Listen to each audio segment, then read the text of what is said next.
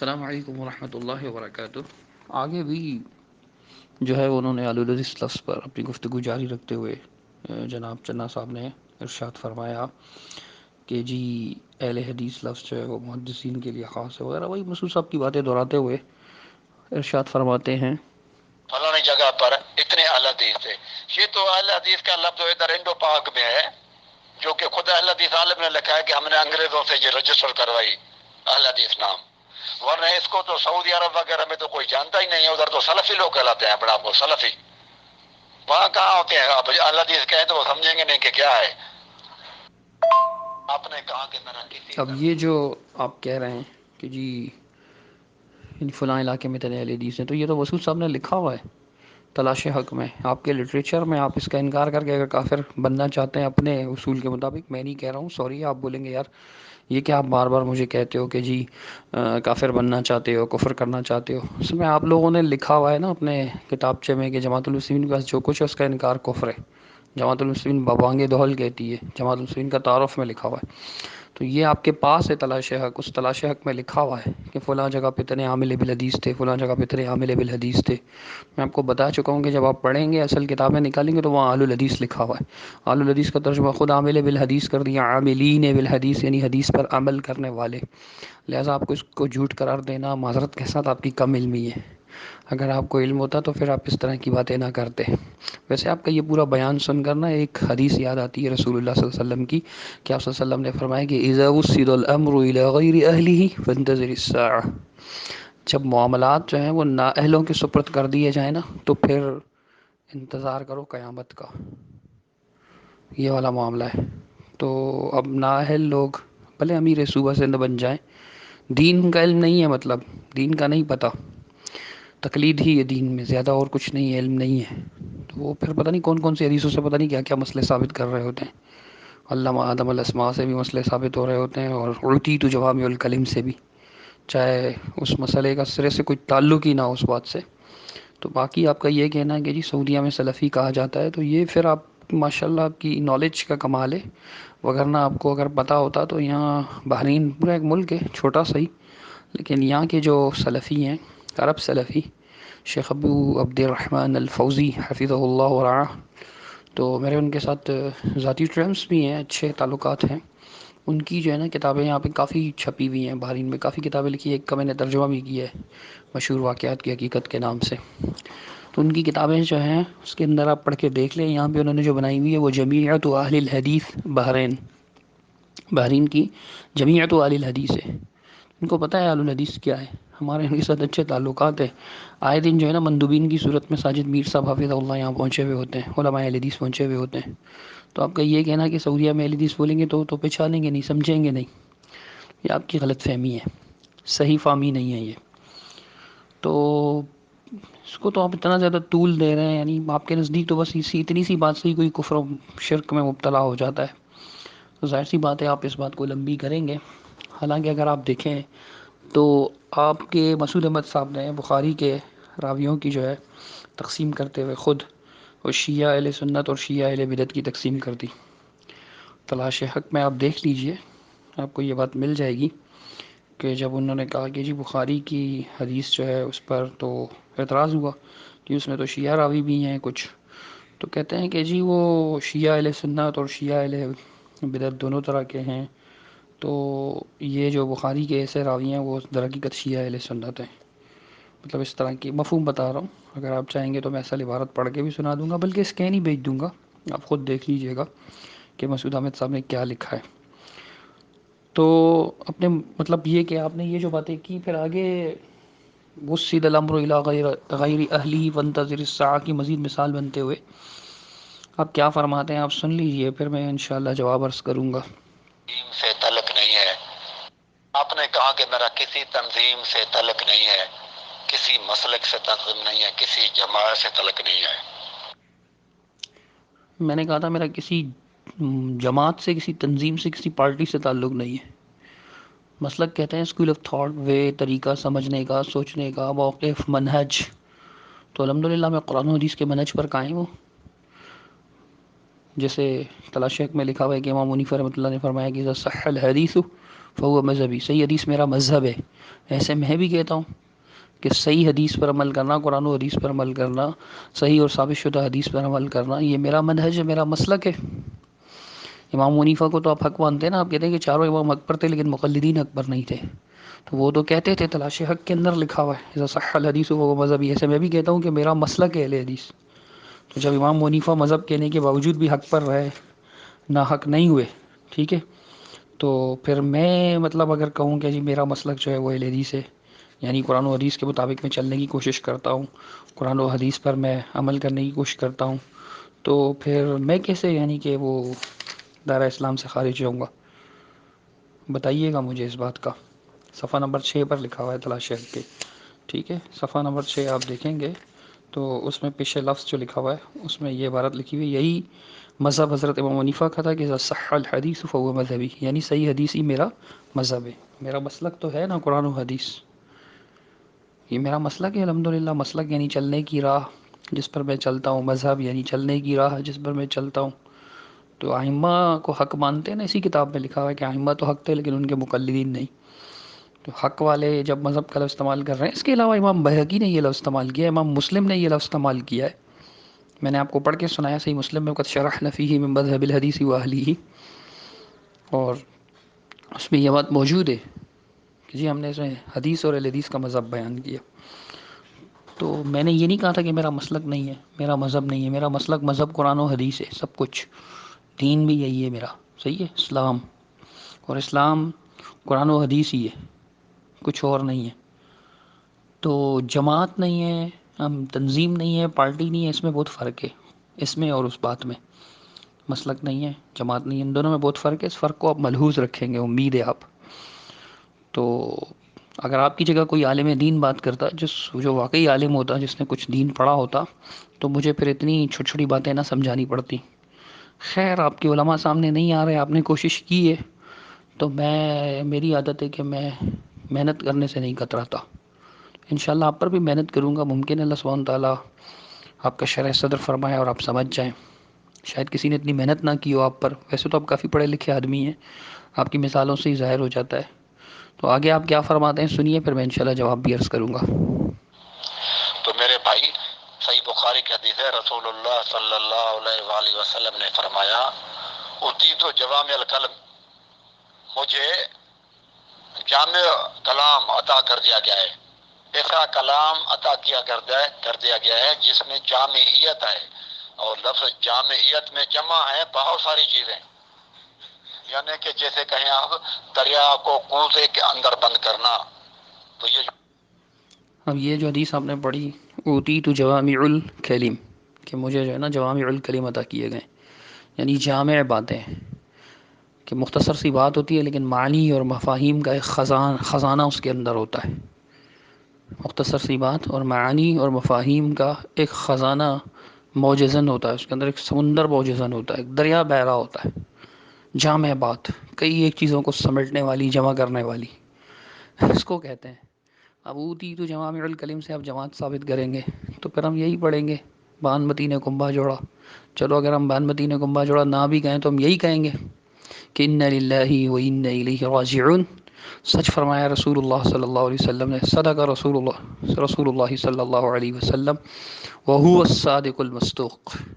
قال اذا وصل الامر الى غیر اہلہ فانتظر الساعہ.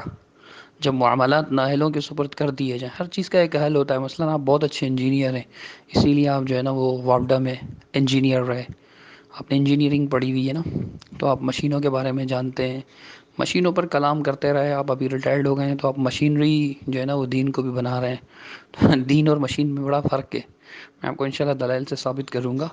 جوامع الکلم کا یہ مطلب نہیں ہے جو آپ سمجھ رہے ہیں، جامع یعنی جمع کرنے والا. کسی نے انکار نہیں کیا. آگے سنیے آپ کیا فرماتے ہیں. رسول قرآن مجید کی جو آیت ہے نا، وَاعْتَصِمُوا بِحَبْلِ اللَّهِ جَمِيعًا وَلَا تَفَرَّقُوا، اللہ کے رسی کو سارے مل کر، جمعیہ جماعت کے صورت میں رہ کر. جمعیہ یا جماعت کا لفظ وہاں بولا جاتا ہے جہاں پر کچھ لوگ نکلیں کسی خاص مقصد کے تحت. اچھا، وَاعْتَصِمُوا بِحَبْلِ اللَّهِ جَمِيعًا وَلَا تَفَرَّقُوا، سورہ آل عمران کی آیت ہے۔ افسوس تو یہ ہے کہ یہی آیت پڑھ کے جو ہے نا لوگ اپنی اپنی فرقے کی اور اپنی اپنی پارٹی کی دکان چمکاتے ہیں۔ آیت پہ اصل عمل کیا ہے؟ آپ کی تشریح چلے گی یا محمد کریم صلی اللہ علیہ وسلم کی تشریح چلے گی؟ اٹھا کر دیکھ لیجئے صحیح مسلم شریف، رسول اللہ صلی اللہ علیہ وسلم نے فرمایا کہ حبل اللہ کتاب اللہ، یعنی یہ جو حبل اللہ المسدود، جو اللہ کی رسی لٹکی ہوئی ہے آسمانوں سے زمین کی طرف بندوں کی طرف، وہ کیا ہے؟ وہ کتاب اللہ ہے، اور کتاب اللہ قرآن و حدیث ہے۔ آپ بھی مانتے ہیں، ہم بھی مانتے ہیں۔ تو اس میں کتاب و سنت کے ساتھ تمسک کا حکم دیا ہے۔ اعتصام کہتے ہیں تھامنے کو، تعلق قائم کرنے کو، جیسے امام بخاری نے باب باندھا، کتاب باقاعدہ لکھی صحیح بخاری کے اندر، کتاب الاعتصام والسنہ، قرآن و سنت کے ساتھ تمسک اختیار کرنا، تھامنا، ان پر عمل کرنا، ان کے ساتھ تعلق قائم کرنا، عقیدے میں، عمل میں، معاشرت میں، معیشت میں، تجارت میں، سیاست میں، معاملات میں۔ یہ مطلب ہے واعتصموا، تھام لو مضبوطی سے، ٹھیک ہے، مضبوط تعلق قائم کرو قرآن و سنت کے ساتھ، بحبل اللہ، اللہ کی رسی، اللہ کی رسی پارٹی نہیں، تنظیم نہیں، یعنی کہ مسعود صاحب کی تنظیم جو ہے حبل اللہ ہے، یہ تو نہیں تھی تب بھی حبل اللہ تھا۔ حبل اللہ المسدود کتاب اللہ، سید المرسلین محمد رسول اللہ صلی اللہ علیہ وسلم کا فرمان ہے، اللہ کی رسی آسمان سے لٹکی ہوئی ہے، وہ کتاب اللہ ہے، اور کتاب اللہ قرآن و حدیث ہے۔ خود آپ کے جماعت کے لٹریچر میں ایک کتابچہ بھی چھپتا ہے، حدیث بھی کتاب اللہ ہے، برہان المسلمین میں بھی لکھا ہوا ہے، حدیث بھی کتاب اللہ ہے، تفہیم اسلام میں بھی لکھا ہوا ہے، صحیح بخاری تفسیر میں بھی جو ہے نا کئی جگہ پر لکھا ہوا ہے کہ حدیث بھی کتاب اللہ ہے۔ تو میرے پیارے بھائی، بخاری کی اس حدیث سے واضح ہے، صحیح مسلم کی حدیث ہے کہ حبل اللہ سے مراد قرآن ہے، اور بخاری مسلم کی حدیث سے ہی ثابت ہے کہ جو کتاب اللہ ہے، کتاب اللہ سے مراد، حبل اللہ سے مراد کتاب اللہ ہے، اور صحیح بخاری سے مسلم کی حدیث سے واضح ہے کہ کتاب اللہ سے مراد قرآن و حدیث ہے۔ تو جمیعاً کی جو آپ تشریح کر رہے ہیں یہ خود ساختہ تشریح ہے۔ جمیعاً جو ہے وہ تاکید کے الفاظ میں آتا ہے عربی زبان میں، یہ سب کے لیے یہ حکم ہے کہ سب کے سب اللہ کی رسی کو مضبوطی سے تھام لو، سب کے سب، یہ سب کو حکم ہے، ہر مسلم کو حکم ہے۔ جمیعاً کے معنی جماعت کی صورت میں، جماعت بن کر کے، یہ حکم نہیں ہے۔ کیوں نہیں ہے؟ دیکھیے رسول اللہ صلی اللہ علیہ وسلم، مشہور حدیث ہے، آپ لوگ صبح شام پڑھتے ہیں لیکن فہم نہیں ہے نا، بس فرقہ بندی اور اپنی پارٹی کو مطلب ثابت کرنے کے چکر میں آپ لوگ تو یہ حدیثیں پڑھتے ہیں، اس لیے آپ لوگ کو پتہ ہی نہیں چلتا، یہ جو صبح شام آپ پڑھتے ہیں وہی نہیں پتہ چل رہا ہوتا آپ کو۔ معذرت کے ساتھ میرا مقصد آپ کو جاہل ثابت کرنا نہیں ہے، مجھے ضرورت بھی نہیں ہے، نظر آ جاتا ہے بندہ، گفتگو کرتا ہے پتہ چل جاتا ہے۔ تو اب دیکھیں اللہ کے رسول صلی اللہ علیہ وسلم سے حذیفہ رضی اللہ عنہ نے کیا پوچھا؟ فَإِن لَمْ تَكُنْ لَهُمْ جَمَاعَةٌ وَلَا إِمَامٌ، اللہ کے رسول صلی اللہ علیہ وسلم اگر ان کی جماعت نہ ہو، امام نہ ہو، تو میں کیا کروں؟ تو اللہ کے رسول صلی اللہ علیہ وسلم نے نہیں فرمایا کہ ایسا تو ہو ہی نہیں سکتا ہے کہ جماعت نہ ہو، وَاعْتَصِمُوا بِحَبْلِ اللَّهِ جَمِيعًا، جماعت کی صورت بن جانا۔ کیا محمد کریم کو قرآن نہیں آتا تھا؟ نعوذ باللہ ثم نعوذ باللہ، آپ کو آ گیا، مسعود صاحب کو آ گیا، جو وَاعْتَصِمُوا بِحَبْلِ اللَّهِ جَمِيعًا سے فرقہ بندی کی عمارت کھڑی کر دی، ایک نیا فرقہ کھڑا کر دیا امت میں، ایک نئی تکفیری جماعت بنا دی، اور ایسے بنائی کہ جی صرف ہم لوگ مسلم ہیں، 1975 میں جمع ہوئے ہیں جو، یا 85 میں جمع ہوئے ہیں، باقی سارے کافر ہیں، یہ امت مسلمہ تشکیل دے دی، مسعود صاحب نے نئی امت بنا دی۔ یہ اس آیت کا مطلب نہیں ہے حضرت، یہ جماعت کی صورت میں زبردستی کے ترجمہ ہے۔ جمیعاً کے معنی سب کے سب، یہ تاکید کے لیے آتا ہے لفظ عربی زبان میں۔ اگر آپ اپنی طرف سے یہ جماعت کی صورت والی تشریح کرتے ہیں تو پھر مجھے عربی لغات کا حوالہ دیجیے، مسعود صاحب والی تشریحات نہ سنائیں مجھے، میرے نزدیک وہ حجت نہیں ہے، آپ کے امام ہیں، میرے نہیں ہیں۔ میں ان کو بس ایسے مانتا ہوں کہ ایک صاحب تھے جنہوں نے کچھ مطالعہ کر لیا، کچھ باتیں لکھ لی، ان میں سے بہت سی باتیں اچھی ہیں، بہت سی باتیں غلط بھی ہیں، تو جو باتیں غلط ہیں ان کو میں نہیں مانتا، اچھی ہیں کچھ باتیں بالکل، انہوں نے علماء حدیث سے کافی استفادہ کیا ہے، نقل کیا ہے، تو وہاں جو ہے نا وہ کام کی باتیں بھی کر گئے، اور کہیں اپنی عقل بھی استعمال فرمائی، اور وہاں ظاہر سی بات ہے انسان ہے، اچھی بات بھی کر جاتا ہے، غلط بات بھی، کس سے غلطی نہیں ہوتی جو مسعود صاحب سے نہ ہوتی۔ باقی جو آپ نے مشینری لینگویج استعمال کی ہے، نٹ بولٹ پرزے پانے، یہ آپ مجھ سے زیادہ جانتے ہیں کیونکہ آپ کا کام رہا ہے مشینری کا۔ میں ہمیشہ سے ایک طالب علم رہا ہوں، دین پڑھنے والا، پڑھانے والا، ٹھیک ہے، اگر میں مثالیں دینے لگوں گا تو میں پھر جو ہے نا وہ جناب والا آپ کو جو ہے نا وہ صرف و نحو کی مثالیں دوں گا، یا پھر میں آپ کو اصول فقہ کی مثالیں دوں گا، اصول حدیث کی مثالیں دوں گا، اصول تفسیر کی مثال دوں گا، میرے پاس تو یہ والی مثالیں ہوں گی، یہ نٹ بولٹ پانا پکڑ تیل آئل مشینری، اس کا کوئی تعلق نہیں ہے. وال کلاک اور جناب والا گھڑی اور اس کی سوئی اور اس کا سیل اور جناب سورج کا سسٹم اور اس کی کشش اور اس کی روشنی اور اس کا سکل، یہ ساری قیاسات ہیں آپ کے. رسول اللہ صلی اللہ علیہ وسلم نے کیا فرمایا؟ فَإِلَّمْ تَكُنْ لَهُمْ جَمَاعَةٌ وَلَا إِمَامٌ، اگر جماعت اور امام نہ ہو تو کیا کرنا؟ فَاعْتَزِلْ تِلْكَ الْفِرَقَ كُلَّهَا، ان تمام فرقوں سے علیحدہ ہو جانا. رسول اللہ صلی اللہ علیہ وسلم نے صحابی نے پوچھا تھا نا کہ فَإِلَّمْ تَكُنْ لَهُمْ جَمَاعَةٌ وَلَا إِمَامٌ، جماعت نہ ہو امام نہ ہو تو میں کیا کروں؟ خود ہی تو کہتے ہو جماعت کبھی ہوگی کبھی نہیں ہوگی. جب جماعت نہیں ہوگی تو اس وقت بھی وَاعْتَصِمُوا بِحَبْلِ اللَّهِ جَمِيعًا وَلَا تَفَرَّقُوا کو نہیں چھوڑنا. سنا ابی داؤد میں کہ اس کتاب اللہ پہ عمل کرنا. اور حدیث میں امام سے مراد کیا ہے میں مضمون لکھ چکا ہوں. حدیث تلزم جماعت المسلمین و امامہم کا مفہوم اور رجسٹرڈ جماعت، مضمون میں آپ کو بھیجوں گا اسامہ کو، آپ کو دیں گے، آپ پڑھ لیجئے گا. دلائل کے ساتھ نقل کیا ہے کہ جماعہ کس کو کہتے ہیں. آپ کے مسعود صاحب کی کتابچے میں چھپ گیا تھا، الحمدللہ یہ حق ایسا ہے کہ ان کی کتاب میں بھی چھپ گیا تھا. اب اس کا انکار کر کے کافر مت بن جائیے گا کہ یعنی کیونکہ جماعت المسلمین کے پاس جو کچھ اس کا انکار کفر ہے نا، تو اس جماعت المسلمین پر اعتراضات اور ان کے جوابات میں لکھا ہوا ہے الجماع یعنی اسلامی نظام یا اسلامی حکومت کو، اسلامی نظام کو قائم کرنے والی حکومت، منزل من اللہ دین کو قائم کرنے والی اسلامی حکومت. یہ حکومت ہے اشتیاق صاحب والی نہیں آنے یہ تو تاکہ بھی خبر کھڑی آوا نہ کہ پولیس والا کتنے عرصے جیل میں ہو تو بہتر سجاندہ آئے مکھاں زیادہ سجاندہ تو ان کے. تو پھر جب وہ جیل میں تھے تو محکوم تھے، پاکستان کے حاکم نہیں ہیں وہ. تو میرے خیال سے آپ قرآن و سنت سے دلائل دیں. بات بہت پھیلا رہے ہیں آپ، کسی بھی ایک موضوع پر بات نہیں کر رہے. میں نے تو عرض کی تھی کہ ہماری بات چیت ہوگی بیت شرط ایمان ہے یا نہیں اس پر، لیکن آپ اہل حدیث پہ بات کرنا چاہتے ہیں تو کریے، کوئی مسئلہ نہیں ہے، کوئی مسئلہ نہیں ہے. میں نہیں گھبراتا اس چیز سے. یہ جو آپ لوگوں نے ایک فارمولہ بنایا ہوا ہے کہ جی فرقہ وارانہ ناموں کا ثبوت دیجیے، حدیث نام کا ثبوت نہیں ہے، میں تو کہتا ہوں یہ وصف ہے، نام ہے ہی نہیں. میں نے پہلے بھی بتایا ہے ساتھیوں کو گروپ میں کئی بار، میں اس کو وصف مانتا ہوں. اللہ نے مسلمین نام رکھا ہے، رسول اللہ صلی اللہ علیہ وسلم نے فرمایا فَتُوبِ وَاللَّهِ الَّذِي سَمَّاكُمُ الْمُسْلِمِينَ الْمُؤْمِنِينَ عِبَادَ اللَّهِ. مسند احمد میں یہی حدیث ہے، اس میں لفظ ہے کہ فَدْعُوا الْمُسْلِمِينَ بِأَسْمَائِهِمْ بِمَا سَمَّاهُمُ اللَّهُ عَزَّ وَجَلَّ الْمُسْلِمِينَ الْمُؤْمِنِينَ عِبَادَ اللَّهِ. مسلمین کو ان کے ان اسماء سے، ان ناموں سے پکارو جو نام ان کے اللہ نے رکھے ہیں، مسلم مومن عباد اللہ. اوصاف کی کوئی قید نہیں لگی. میں نے کہا اگر اوصاف پر مسعود احمد صاحب کی جدید فلسفے کے مطابق اگر آپ جو ہے اوصاف اہل سنہ اہل الحدیث پر کفر و شرک کا الزام لگاتے ہیں، بدعت کا، اس کا جواب تو آپ نے دیا ہی نہیں. تو پھر تو محدثین بھی گئے نا. اور پھر میں اس زاویے سے بھی آپ کو بتا چکا ہوں. آپ کہیں کہ جی ان کو تو کہتے تھے، ان کو کیوں کہتے تھے؟ اس سوال پہ بھی آپ غور کریں گے تو آپ کو بات سمجھ میں آ جائے گی. تو میرے پیارے بھائی یہ باتیں ہیں، ہے نا. تو جماعت نہ ہو تو ان تمام فرقوں سے علیحدہ رہنا. ان تمام فرقوں سے تو پیچھے ذکر ہے، حدیث ہم نے پڑھی ہوئی ہے کہ بھئی ایسے فرقے ہوں گے جو جہنم کی طرف دعوت دے رہے ہوں گے. من اجابہم الیہ قذفوہ فیہا، جو ان کی دعوت پر لبیک کہے گا وہ اس کو جہنم میں ڈال دیں گے، اپنے ساتھ جہنم میں لے جائیں گے. اب آؤ جہنم چلیں، آؤ جہنم چلیں، ایسی دعوت تو کوئی بھی نہیں دے گا، سب کو پتہ ہے.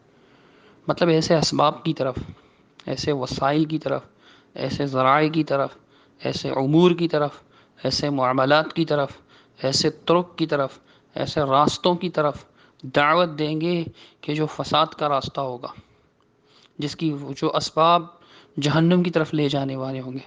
اب اس کے لیے ہمیں مطالعہ کرنا پڑے گا قرآن و حدیث کا، مسعود صاحب کی فکر کا نہیں یا کسی بھی عالم کی فکر کا نہیں، قرآن و حدیث کا.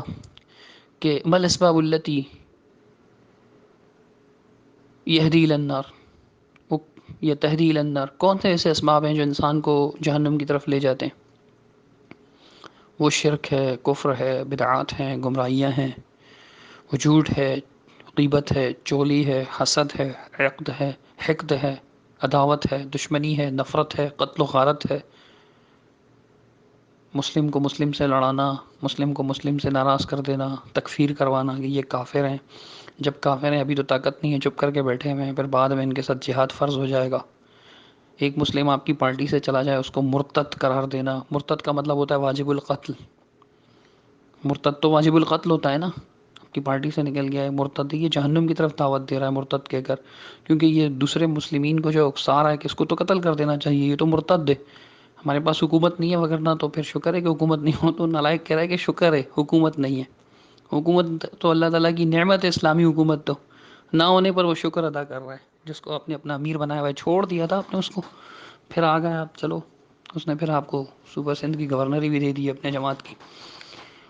تو میرے پیارے بھائی، یہ جو اسباب ہیں نفرت کے، بغض کے، عداوت کے، مسلمانوں کے ساتھ، اہل اسلام کے ساتھ، امت مسلمہ کے ساتھ، یہ ایسی چیزیں ہیں جو انسان کو جہنم کی طرف لے جائیں گی، ایسے فرقوں سے بچنا ہے۔ باقی قرآن و حدیث پر عمل کرنے والے جو کفر و شرک سے بری ہیں، جن کے یہاں کفر و شرک نہیں پایا جاتا، حتی الوسع کوشش کرتے ہیں کتاب اللہ اور سنت رسول صلی اللہ علیہ وسلم کی روشنی میں جو بات کفر و شرک ثابت ہوتی ہے اس کو چھوڑ دیتے ہیں، زبردستی کے بنائے ہوئے شرک نہیں، زبردستی کے بنائے ہوئے جو اپنی پارٹی کو، لوگوں کو مطمئن کرنے کے لیے آیات اور احادیث کو من مرضی کی تشریحات کے ساتھ، فرقہ بندی شرک ہے تو فرقہ بندی لعنت ہے تو فرقہ بندی کفر ہے، ایسے اپنی طرف سے گھڑ دی ہے گھڑی ہوئی باتیں، آیت میں کیا لکھا ہوگا، حدیث میں کیا لکھا ہوگا، اس کو نظر انداز کر کے بس جو نعرے دے دیے ہیں لیڈر نے، فرقے کے بانی نے، فرقہ بندی کفر ہے، فرقہ بندی لعنت ہے، فرقہ بندی شرک ہے، ان آیات پر غور نہیں کیا، ان آیات کو سمجھے نہیں، نہ تفریق کا معنی سمجھے، نہ تفریق فی الدین کا، نہ فرقو دینہم کا مطلب سمجھے، تفریق بین الملہ و تفریق فی الدین، تفریق فی الدین و تفریق فی الملہ، کوئی فرق نہیں سمجھا، اہل علم سے نہیں سمجھے۔